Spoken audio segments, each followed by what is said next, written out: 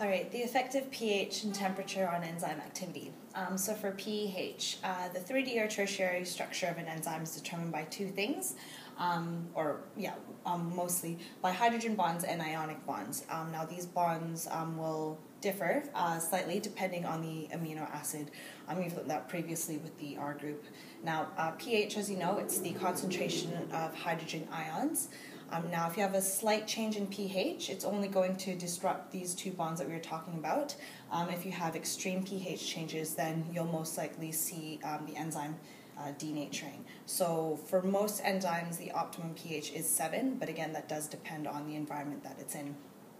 For temperature, how temperature affects the pH, 3 steps. So number 1, if you increase the temperature, you will have more frequent collisions, and that means more reactions. This will be up until a certain point. Usually the optimum temperature ranges anywhere from between 40 to 50 degrees Celsius.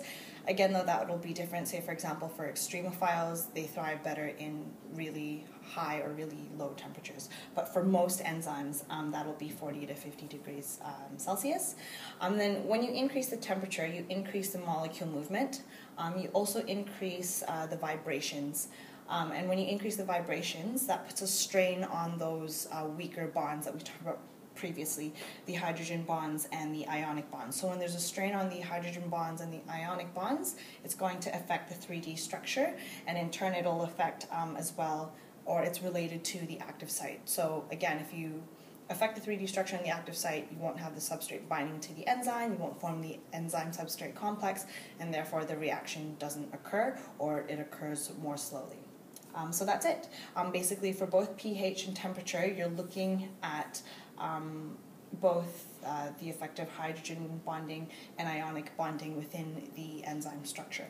Okay, that's it.